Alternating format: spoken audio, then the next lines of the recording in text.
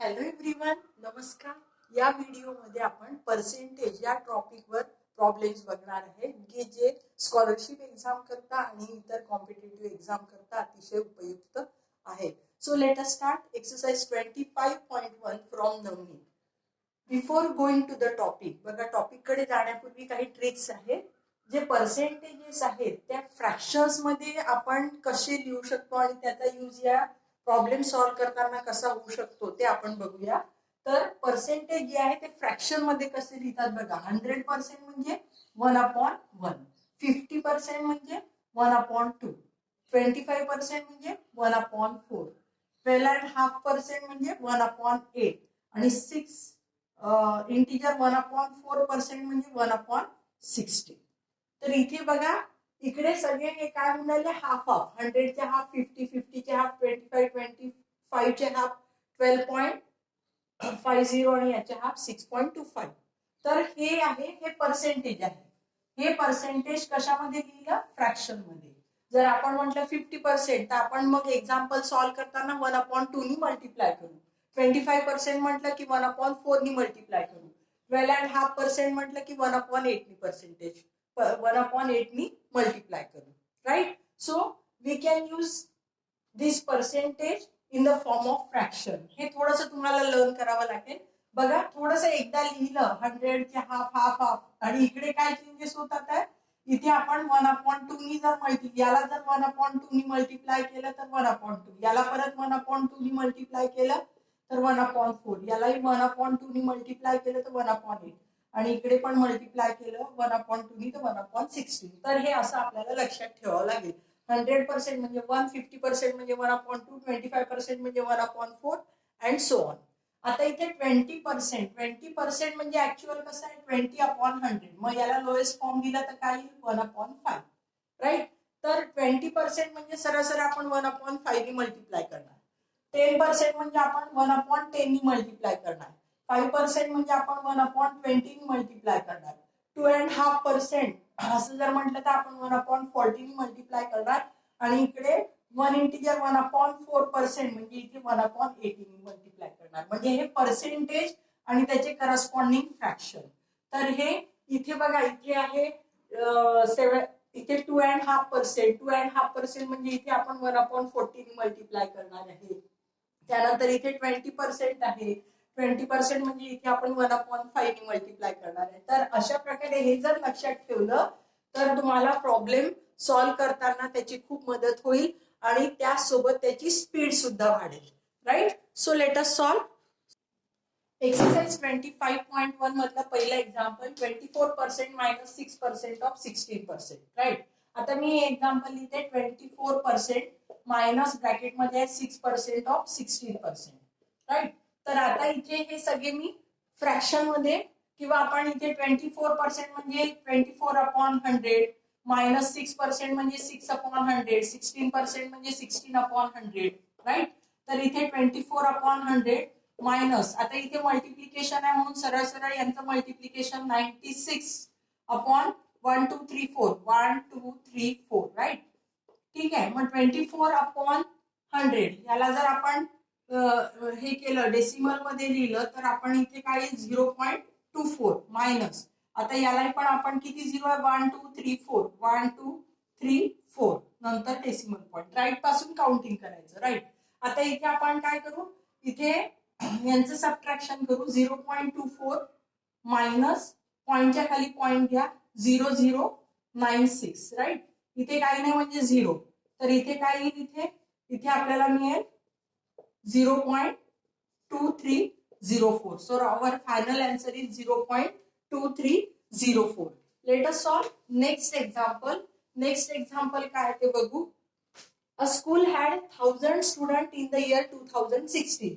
If every year the number of students increase by 20%, then what will be the strength of the school in the year 2018?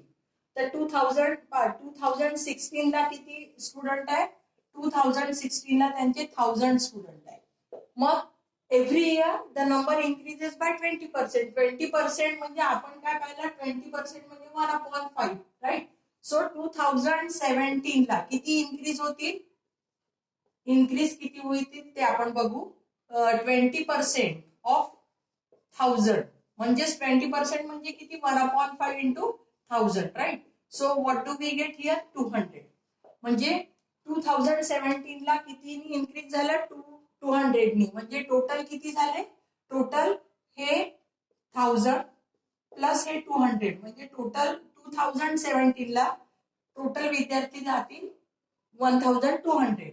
आता 2018 ला परत किती increase झाले 20%. मग कोणाच्या 20% काढायचं 2017 ला जी काही अमाऊंट असेल जी काही फिगर असेल त्याच्या 20% म्हणजे इन्क्रीज काढू आपण.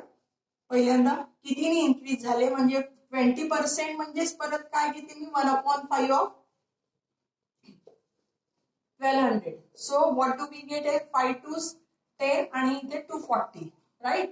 तर 2018 ला 240 नी इन्क्रीज झाली राईट. मग 2017 ला किती होते 2017 ला 1200 होते परत हे 240 म्हणजेच किती झालं 1440.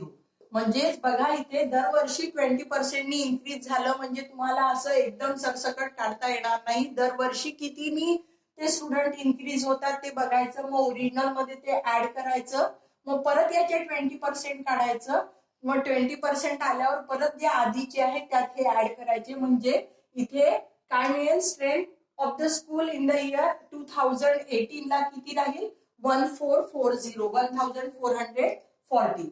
Let us solve next example. Third example solve करू. What is 7 integer 3/4%. ठीक आहे. मग आता 3/4 म्हणजे काय येतं 7.75 राईट. जसं आपण 1/2 म्हणजे 0.5 1/4 म्हणजे 0.25 तसं 3/4 म्हणजे 0.75. सो 7.75%. आता पर्सेंट म्हणजे काय अपॉन 100 राईट. पर्सेंट म्हणजे कंपॅरिझन विथ 100. म्हणजे आता हा डेसिमल पॉइंट बघा आधी किती आहे 7.75 अपॉन 100 म्हटलं 2 झिरो आहे म्हणजे इकडे लेफ्ट साइडला तो डेसिमल पॉइंट 2 घरं पुढे जाईल राईट. हा एक डिजिट आणि हा दुसरा म्हणजे काय राहील 0.075 राईट. सो 7 इंटिजर 3/4% म्हणजे 0.0775 right. Let us solve next problem. Fourth problem solve करू. काय fourth problem 7.5% of 300 is equal to 30% of m right. तर आता इथे 7.5% म्हणजे 7.5 अपॉन 100 पर्सेंट म्हटलं म्हणजे 100 इंटू 300 इज इक्वल टू 30% म्हणजे 30 अपॉन 100 इंटू m राईट. तर आता हे जर कॅल्क्युलेशन केलं तर इथे आपण हे जे आहे काय होतील इथे बघा हे असेच्या असेच ठेवू इथले अपॉन 100 आणि याला कितीने मल्टिप्लाय करावं लागेल 100 अपॉन 30 100 आणि इकडे 30 काय होईल 30 versus 30 10. So m is equal to 7.5 into 10 म्हणजे किती येतं ते 750. एक नंतर डेसिमल पॉइंट म्हणजे 75. So m value of m is 75. So we have solved fourth problem, third problem. Sorry. We have solved fifth problem. Fourth problem is left. Fourth problem मी इकडे लिहिलं ते राहिलं आहे. So fourth problem is 9% of A is equal to 171. Then what is A? Right? आता percent म्हणजे काय लिहायचं 9/100 of A is equal to 171. मग आता इथे परत काय करू आपण याचा रेसिप्रोकल होईल.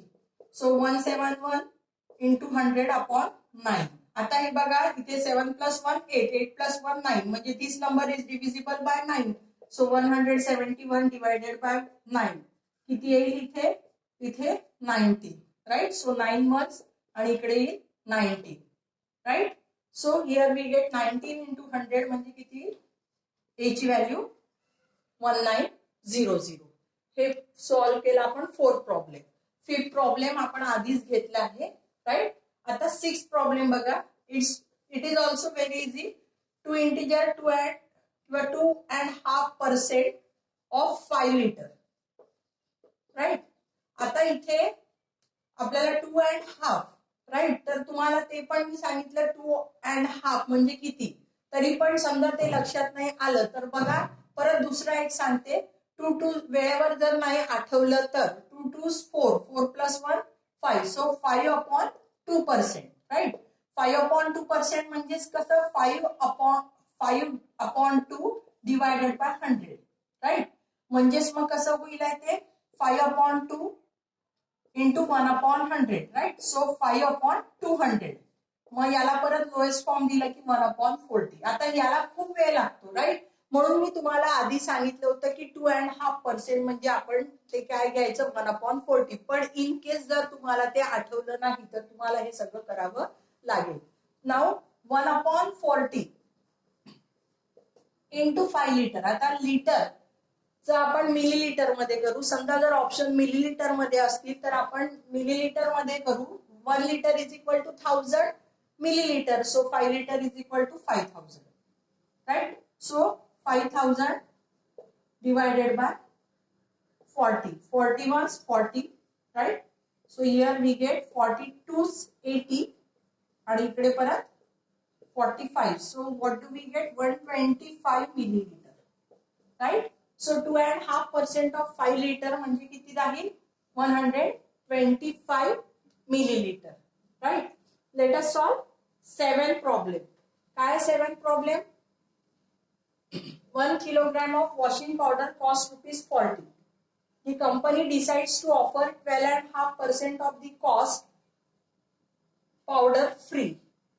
How many grams of washing powder offer free of cost on buying 1 kilogram of it?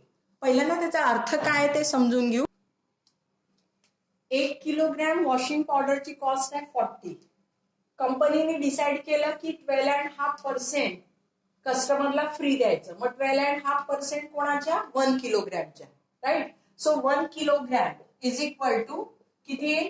1000 gram. मग याच्या 12.5% ऑफ 1 किलोग्रॅम म्हणजेच किती? 1000 ग्रॅमच्या. सो 12.5 म्हणजे किती? 1/8 into 1000, right. So 1000 divided by 8 केलं तर 8 ones 8 and here 8 to 16 and we get 8 5 म्हणजे किती? 125 ग्रॅम पावडर फ्री दिल्या जाईल. बघा, how many grams of washing powder offer free of cost on buying 1 kilogram of it? 125 gram powder he free दिल्या जाईल. केव्हा? जेव्हा जर तुम्ही 1 किलोग्रॅम पावडर परचेस केली तर, राईट. So here 12.5% म्हणजे 1/8. ठीक आहे. Now the last problem. The price of an article was increased by 20%. After some days the price was reduced by 20%. म्हणजे बघा, एका वेळेस प्राइस वाढवली आणि तेवढ्याच यांनी ती प्राइस कमी केली, तेवढ्याच पर्सेंटनी ती प्राइस कमी केली. Is the reduced price of article more or less than the original price by how many %? ठीक आहे. मग सुरुवातीला जी काही प्राइस होती पहिल्यांदा त्या प्राइस वाढवली 20%नी. त्यानंतर ती जी काही प्राइस झाली त्याच्या 20%नी परत प्राइस रिड्यूस केली. तर ही जी हे जे प्राइस आहे ती ओरिजिनल प्राइसच्या पेक्षा जास्त आहे की कमी आहे, आणि जास्त असेल तर किती पर्सेंटनी आणि कमी असेल तर किती पर्सेंटनी, राईट. तर आता आपल्याला प्राइस दिली नाही तर आपण पकडू की लेट ओरिजिनल प्राइस बी 100. आपण कंपॅरिझन करू 100 सोबत. So let original price of article B 100. मग 100च्या 20%, राईट. पहिल्यांदा प्राइस इन्क्रीज बाय 20% म्हणजे 20% ऑफ 100, राईट. किती होईल? 20% म्हणजे 1/5 into 100, right. So we get 20. म्हणजे प्राइस किती होईल? प्राइस चेंज किती होईल? 100 प्लस 20%नी वाढवली म्हणजे 100 प्लस 20 म्हणजे किती? 120 आता न्यू प्राइस झाली. ठीक आहे. ही ओरिजिनल प्राइस आणि ही न्यू प्राइस. ठीक आहे. परत काय झालं की या प्राइसच्या 20%नी प्राइस रिड्यूस केली. So price reduce by 20%. Again price reduce by 20%. मग कोणाच्या 20%? 120च्या 20%, राईट. So 20% of 120. आता परत बघा मी पर्सेंटेज आणि फ्रॅक्शन सांगितलं. 20% म्हणजे 1/5 ऑफ 120 म्हणजे किती येईल ते 5 2 10 आणि 5 4 म्हणजे किती येईल 24. राईट. म्हणजे आता प्राइस किती रिड्यूस झाली 24. बघा न्यू प्राइस किती होती, न्यू प्राइस 120 आणि मग 20% नी प्राइस लेस झाल्यामुळे म्हणजे 24 रुपीजनी लेस झाल्यावर अगेन न्यू प्राइस जी आहे ती किती होईल 120 मायनस 24 म्हणजे किती येईल ती 96. राईट. म्हणजे बघा आता इथे दोनदा प्राइस चेंज झाली. 100 ची 120 झाली आणि 120 ची 96 झाली. राईट. तर 100 ओरिजिनल प्राइस होती त्याची प्राइस किती झाली 96. मग ही प्राइस ओरिजिनल प्राइसच्या रिड्यूस झाली की इन्क्रीज झाली, नक्कीच रिड्यूस झाली. राईट. 100 ची किती झाली 96. म्हणून या प्रश्नाचं उत्तर is the reduce price of article more or less than the original price.